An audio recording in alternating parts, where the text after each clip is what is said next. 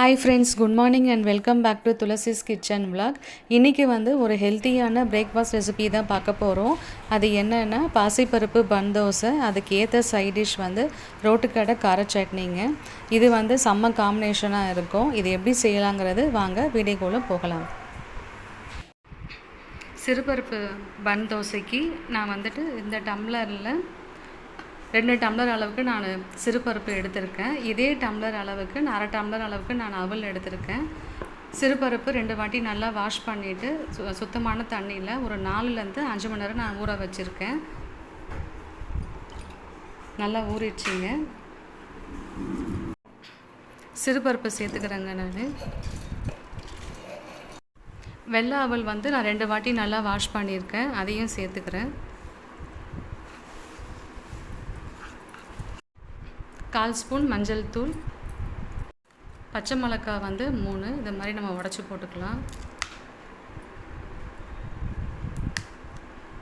அப்புறம் 2 காஞ்ச மிளகாய், இஞ்சி ஒரு பெரிய துண்டு நல்லா வாஷ் பண்ணிவிட்டு தோல் சீவிட்டு இது மாதிரி நான் ஒன்றும் பாதியமாக கட் பண்ணி வச்சுருக்கேன். அதையும் சேர்த்துக்கலாம். தண்ணி ஒரு 1/2 டம்ளர் அளவுக்கு தண்ணி சேர்த்துக்கிறேன். ரொம்ப தண்ணி சேர்த்துடாதீங்க. இந்த அளவுக்கு நல்லா நம்ம மைய அரைச்சிக்கலாங்க. இதுதான் கரெக்டான பதம். ரொம்ப தண்ணியாக இருக்கக்கூடாது, ரொம்ப திக்காகவும் இருக்கக்கூடாது.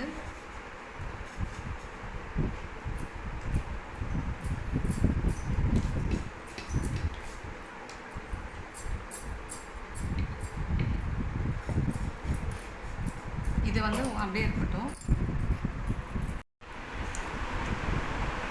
நான் இதுக்கு ஒரு 1/2 ஸ்பூன் அளவுக்கு சீரகம் எடுத்துருக்கேங்க. இது நல்லா கசக்கி போட்டுக்கலாம். அப்போ தான் அந்த சீரகத்தோடைய ஃப்ளேவரில் நம்ம மாவில் நல்லா இறங்கும்.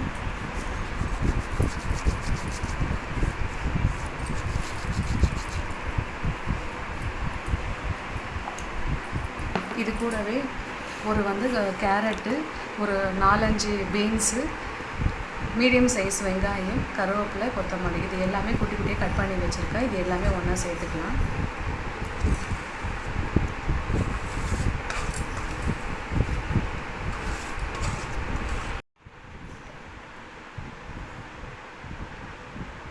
உப்பு தேவையான அளவுங்க.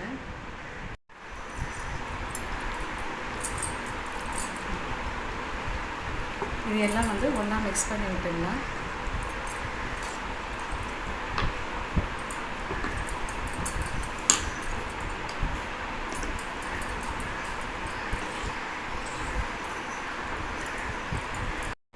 மாவு நல்லா மிக்ஸ் பண்ணியாச்சுங்க. இந்த அளவு பார்த்திங்கன்னா 4 பேர் சாப்பிட்லாம்.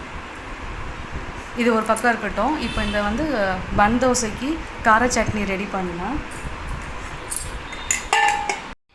கார சட்னி செய்கிறதுக்கு 10 பல் பூண்டு, 13 காஞ்ச மிளகாய், ஒரு துண்டு வெல்லம், இதெல்லாம் ஒன்றா மிக்ஸி ஜாரில் சேர்த்துக்கிறேன்.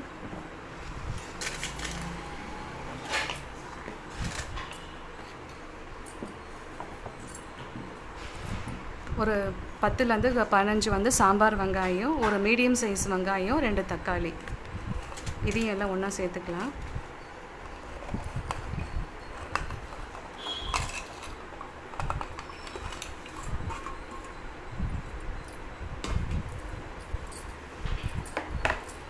கலருக்காக 1 ஸ்பூன் காஷ்மீர் மிளகாத்தூள்.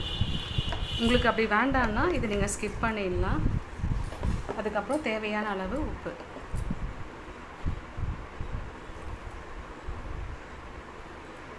தண்ணி எதுவுமே சேர்க்காம நல்லா மைய அரைச்சி கொண்டு வந்துடலாம். சட்னி தாளிக்கிறதுக்கு நல்லெண்ணெய் நான் ஒரு 5 ஸ்பூன் சேர்த்துருக்கேன். எண்ணெய் சூடாகிடுச்சு. ஒரு 2 ஸ்பூன் அளவுக்கு கடுகு உளுத்தம் பருப்பு சேர்த்துக்கிறேன்.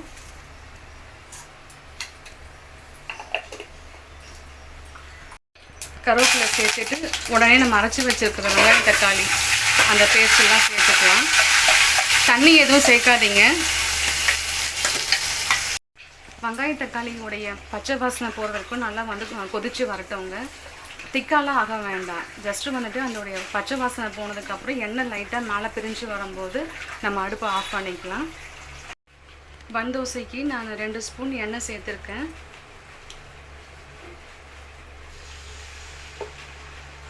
ஒரு 1/2 கரண்டி அளவுக்கு நம்ம மாவு சேர்த்துக்கலாம். லைட்டாக இப்படி நம்ம ஸ்ப்ரெட் பண்ணி மட்டும் போதும். ரோட்டுக்கடை கார சட்னியே ரெடி ஆகிடுச்சிங்க. இந்த அளவுக்கு வந்து இருந்தால் போதும், ரொம்ப சுருளை வந்து வரணும்னு அவசியம் இல்லை. இதை ஆஃப் பண்ணிடலாம். ஒரு சைடு நல்லா வெந்துச்சு. இப்போ இன்னொரு சைடு நம்ம திருப்பி போட்டுடலாம். தட்டு போட்டு மூடாமல் நம்ம கத்தியில் வந்து அங்கங்கே நம்ம குத்தி விடலாம். ஏன்னா உள்ளே வந்து நல்லா வேகணும். அதுவும் இல்லாமல் நல்லா சாஃப்டாகவும் இருக்கும். இந்த மாதிரி குத்தி விட்டோன்னா உள்ளேயும் நல்லா வெந்து வரும். ஒரு 2 நிமிஷம் நல்லா வேகட்டும். நீங்கள் நைட்டே வந்து மாவு அரைச்சிட்டு ஃப்ரிட்ஜில் ஸ்டோர் பண்ணி வச்சுட்டிங்கன்னா காலையில் செய்யும் போது டேஸ்ட்டு நல்லாயிருக்கும். அவ்வளோதாங்க, ஒரு ஹெல்த்தியான பிரேக்ஃபாஸ்ட் ரெசிபி ரெடி ஆகிடுச்சு. சிறுபருப்பு பன் தோசை, அதுக்கு வந்து சைட் டிஷ் வந்து ரோட்டுக்கடை கார சட்னி ரெடி ஆகிடுச்சு. கண்டிப்பாக ட்ரை பண்ணி பாருங்கள். ஒரே மாதிரியாக நம்ம வந்து பசங்களுக்கு செஞ்சு கொடுக்காம இந்த மாதிரி டிஃப்ரெண்ட்டாகவும் அதே நேரத்தில் ஹெல்த்தியாகவும் செஞ்சு கொடுத்தா ரொம்ப நல்லது. கண்டிப்பாக ட்ரை பண்ணி பார்த்துட்டு கமெண்ட் பண்ணுங்கள். இந்த வீடியோ உங்களுக்கு பிடிச்சிருந்ததுன்னா கண்டிப்பாக லைக் பண்ணுங்கள், கமெண்ட் பண்ணுங்கள், சப்ஸ்கிரைப் பண்ணுங்கள். அடுத்த ஒரு இன்ட்ரெஸ்டிங் வீடியோவில் நான் உங்களை மீட் பண்ணுறேன்.